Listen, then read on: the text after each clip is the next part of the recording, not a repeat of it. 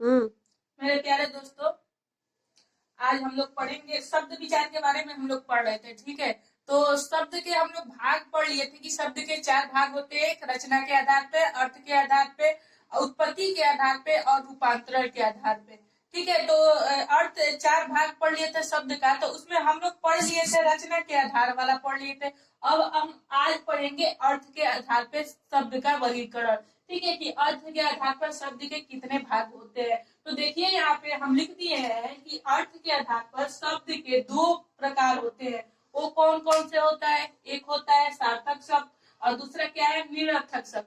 सार्थक शब्द वैसे शब्द होते हैं जिसका उच्चारण अगर जो हम करते हैं या फिर अर्थ होता है वो आसानी से हम लोग समझ जाते हैं। और निरर्थक शब्द का क्या होता है? अर्थ हम लोग समझ नहीं पाते। जैसे देखिए, सार्थक शब्द का डिफिनीशन है इस प्रकार के शब्द जिसका सही अर्थ सभी लोग आसानी से समझ जाते हैं, सार्थक शब्द कहलाते हैं। जैसे देखिए, अगर जो पुस्तक की बात करते हैं तो पुस्तक एक छोटा बच्चा भी समझ जाता है इसका अर्थ, बड़े बच्चे भी समझ जाते हैं कि पुस्तक का अर्थ क्या होता है, किताब होता है। मेज का अर्थ सब कोई समझ जाता है, कुर्सी का भी अर्थ समझ जाता है, काफी, दरवाजा इत्यादि। यानी ये सब ऐसे शब्द है जिसका अर्थ आसानी से कोई भी व्यक्ति क्या करता है, समझ लेता है। उसी को हम क्या करते हैं, सार्थक शब्द कहते हैं।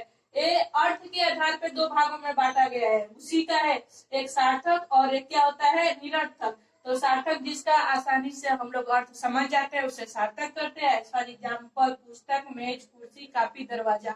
और निरर्थक शब्द जिसका जिसका हम क्या करते हैं, अर्थ आसानी से नहीं समझ पाते उसे निरर्थक शब्द कहते हैं। जैसे देखिए, यहाँ पे तब लिखा है, तो तब का अर्थ कोई भी नहीं बता पाएगा कि इसका अर्थ क्या होता है।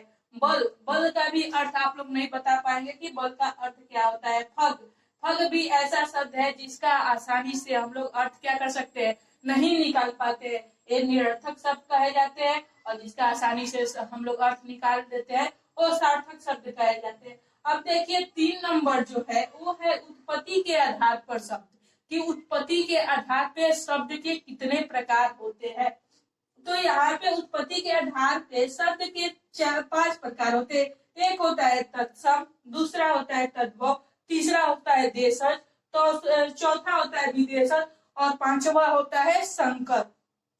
तो इन सभी पांचों का हम लोग डिफिनीशन पढ़ेंगे। तो देखिए, तत्सम हम बता देते हैं कि ये संस्कृत का ही रूप होता है। और तद्भव जो होता है वो संस्कृत से क्या होता है, हिंदी में होता है। और देशज जो हमारे देश में बोले जाते हैं, जैसे लोटा वोटा हो गया, तो ये हमारे देश का ही भाषा है। विदेश यानी जो हिंदी में विदेश से आए हुए हैं। और इसमें कुछ इंग्लिश का भी शब्द होता है, जैसे रेलवे स्टेशन, तो रेलवे आपका क्या हो गया, इंग्लिश हो गया, स्टेशन आपका हिंदी हो गया। संकर शब्द, संकर शब्द में हिंदी भी होता है और इंग्लिश भी होता है। तो चलिए एक एक का हम लोग डिफिनीशन लाइन बाय लाइन पढ़ेंगे। तो सबसे पहले हम लोग तत्सम जानते हैं कि तत्सम किसे कहते हैं। कौन?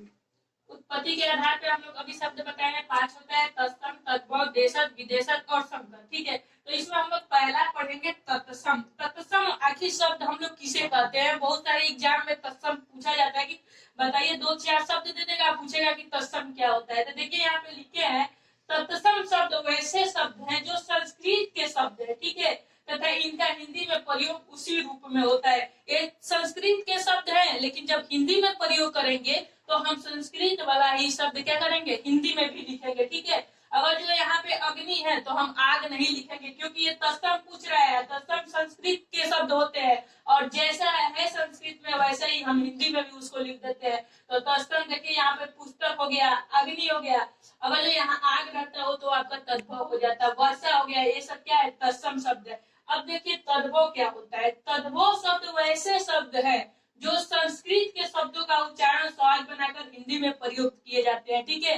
यानी संस्कृत का शब्द रहेगा और उसको हिंदी में उच्चारण बना देगा और वैसे ही प्रयोग करेगा। यानी इसमें हिंदी, जैसे अग्नि का हम लोग क्या करेंगे, आग लिखेंगे। तो कुछ हम तद्भव तत्सम यहाँ नीचे लिखे हैं, उसको आप लोग समझिएगा। आराम से आप लोग क्या तत्सम और तद्भव में अंतर देख लेंगे। देखिए, यहाँ पे तत्सम जो है वो संस्कृत का भाषा है। वो कह रहे अग्नि किसका शब्द है, संस्कृत का शब्द। और देखिए, यहाँ पे अष्ट दिया है, तो ये अष्ट संस्कृत का शब्द है। ठीक है। और इसको आसान बनाने के लिए तद्भव में इसको क्या कहते हैं, 8 कर दिया गया है। यानी संस्कृत से ही तद्भव बनता है, लेकिन ये हिंदी में प्रयुक्त होता है और ये संस्कृत का शब्द है। कूप है तो कूप से हम लोग तद्भव जब बनाते हैं तो कुआ होता है, कुआ आएगा तो तद्भव हो जाएगा। कूप है संस्कृत का शब्द। कर्ण देखिए, कर्ण में कान होता है, कान आपका तद्भव हो गया, कर्ण जो है वो तत्सम हो गया। कोकिल तत्सम शब्द है क्योंकि ये संस्कृत का शब्द है। गो भी संस्कृत का शब्द है, कोकिल का वो तद्भव होता है कोयला, गो का होता है गाय। कृषि का होता है कृषि, कृषि का होता है खेती, ठीक है, यानी कृषि एक संस्कृत शब्द है जिसका तद्भव होता है खेती। दूध एक संस्कृत शब्द है जिसका तद्भव होता है दूध। तीर्ण एक तत्सम शब्द है जिसका तद्भव होता है तिनका। मयूर एक तत्सम शब्द है जिसका होता है मोर। सर्प एक तत्सम शब्द है जिसका तद्भव होता है सांप। रात्रि एक तत्सम शब्द है जिसका तद्भव होता है रात। अब देखिए एक और रूल है तत्सम और तद्भव को समझने का, ठीक है। अगर जो तत्सम ऐसे शब्द होते हैं जिसका उच्चारण करते समय हम लोग को ज्यादा टाइम लगता है, और तद्भव ऐसे शब्द होते हैं जिसका उच्चारण करते समय हम लोग को मुख से कम समय लगता है। जैसे देखिए अग्नि, अग्नि हम लोग बोल रहे हैं तो इसको बोलने में, उच्चारण करने में समय ज्यादा व्यस्त हो रहा है। लेकिन अगर जो आग बोल रहे हैं तो आग क्या है, आसानी से बोल जाते हैं, ठीक है। तो जिसको बोलने में समय ज्यादा लगे वो तत्सम बोल दीजिएगा, जिसको बोलने में समय कम लगे वो क्या हो जाएगा, तद्भव हो जाएगा। इसको आप आसानी से भी कर सकते हैं। इसके आगे है विदेशज। विदेशज शब्द किसे कहते हैं, उसके बाद से देशज है, उसके बाद से संकर। तीन हम लोग को पढ़ना है, तो तीन को हम नेक्स्ट वीडियो में शेयर करेंगे, ठीक है, क्योंकि टाइम ज्यादा नहीं है। और इसके बाद से चलिए इसको आप लोग लाइक, सब्सक्राइब और शेयर कर दीजिएगा। Okay, thank you.